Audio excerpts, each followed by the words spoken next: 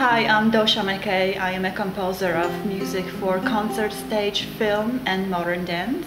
Welcome to my studio. I have a guest with me today, Will Tocaben, Baroque lutenist, for whom I have very recently wrote a brand new piece for his old instrument. And we have just finished recording it, and the video is already available on YouTube. I hope that you will follow the link below. And already we have about 360 views, not too bad. People are interested, asking a lot of questions. And I think the very first question is, tell us how many strings does this instrument have and how long does it take you to tune it?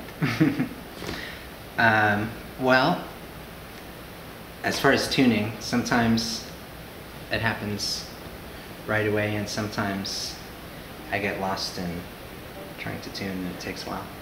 But the instrument has 24 individual strings, and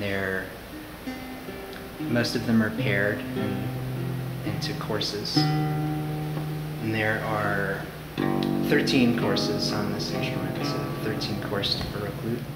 And why is it a Baroque lute? Because don't you think, or I would assume many people think about lute as a Renaissance instrument. You think about John Dowland and this whole legacy of English Renaissance and the lute being there in the center. Why is this Baroque lute? Well, the lute was very, very popular in the Renaissance, but it remained pretty popular instrument after that. The main difference is the tuning.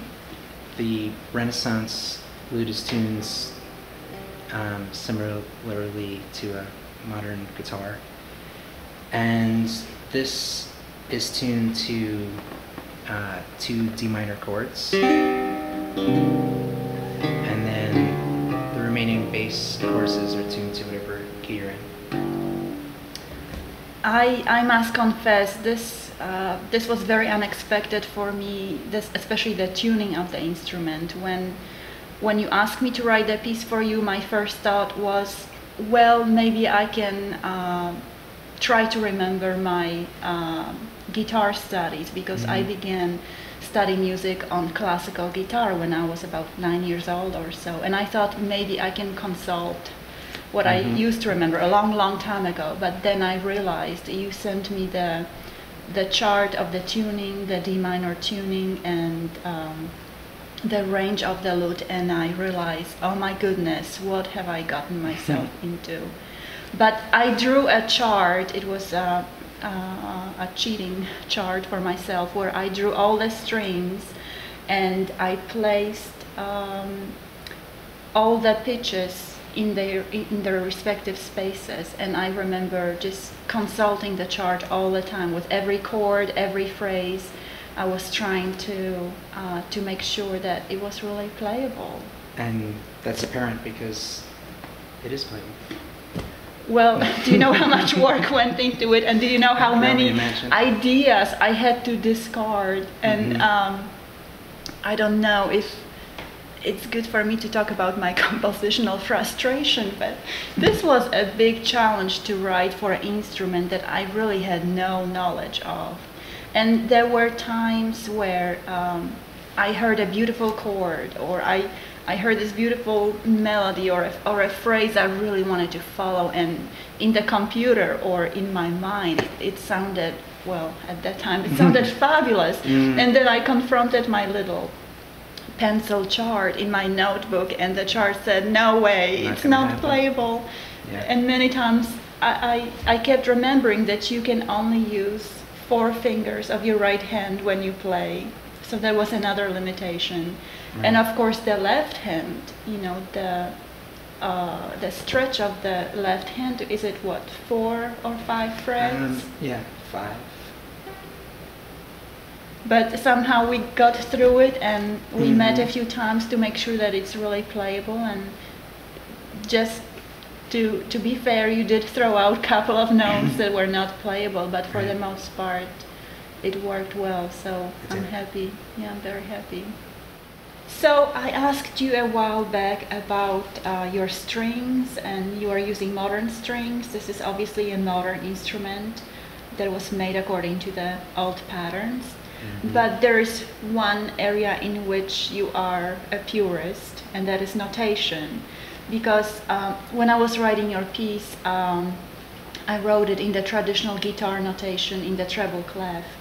But one thing that was missing for me, I needed to convey to you the bass notes, and they go quite deep, which I really do enjoy on this instrument, by the way. But the only way for me to convey this to you was to write it in treble and bass clef. So essentially, I gave you the guitar notation, and I also gave you the piano notation. And then you tell us what you did with that. And I just translated it into lute tablature, which is the traditional method of notating lute music. I have never seen notation like that. It seems very archaic, but obviously it's helpful to you. How is it helpful? Modern notation is very precise, and with the lute tablature, it's, by its very nature, it's not as precise, and gives me the feeling of a little more freedom as seeing, sort of interpreting what the composer maybe wanted to write, but because of the impreciseness of the notation, you sort of have to... Is it the lack of rhythmical precision? What is it? Yeah, it's that, and it's also, you can't really say how long you want notes to be held for, and how, and it's sort of a lot of it is a shorthand where you may write the lute notation itself may have a few combination of notes, and you know that instead of playing exactly what is written there, you know that it's sort of means something else that you can do. One thing that you mentioned is the length of the note, and something that I have just learned recently about the lute is that it's not, there's a lot of resonance that is happening, whether you want it or not, and you do want it because it is so beautiful. And when we were recording the instrument, when we were recording the audio, I just thought that what we would do would be just put a couple of mics, one in front of the sound hole and maybe one a little bit farther on the neck. But I had you sit in the chair, and I just walked around as you play to look for the ideal spot. And what really surprised me about this instrument was that the most beautiful resonance spot for the instrument was right outside the neck, right here. Yes. Before you were saying that it was a challenge for you to write for this instrument, and I was wondering, based on the result you got, if it would be something that you'd want to do again, recommend to other composers that it's something worthwhile.